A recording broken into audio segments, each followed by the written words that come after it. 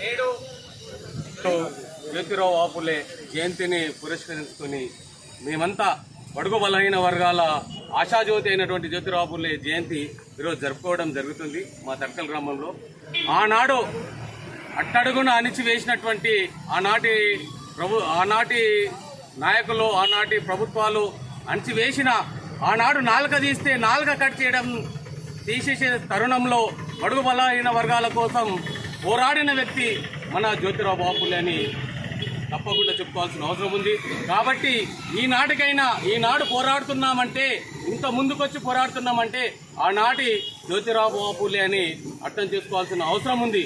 ఈనాటి యువకులు, బడుగు బలహీన వర్గాలకు చెందినటువంటి వాళ్ళు ప్రతి ఒక్కరూ ముందుకొచ్చి ఆనాటి జ్యోతిరావు పూలే గారిని స్మరించుకొని ముందుకు రావాల్సిన అవసరం ఉందని ప్రతి ఒక్కరికి విన్నవిస్తున్నాను.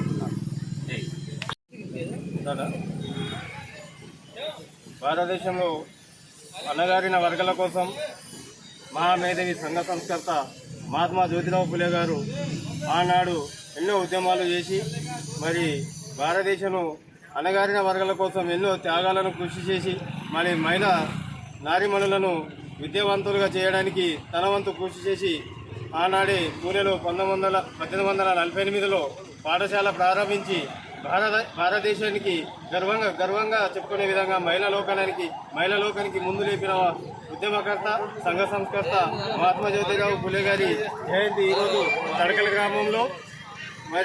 గ్రామంలో ఈరోజు షెడ్యూల్ క్యాస్ట్ సేవక్ సమాజ్ ఆధ్వర్యంలో ఘనంగా నిర్వహించడం జరిగింది. వారికి నివాళులు అర్పించడం జరిగింది.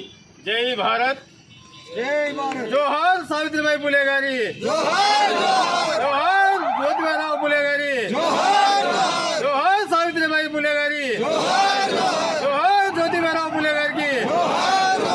జై భీమ్, జై భారత్.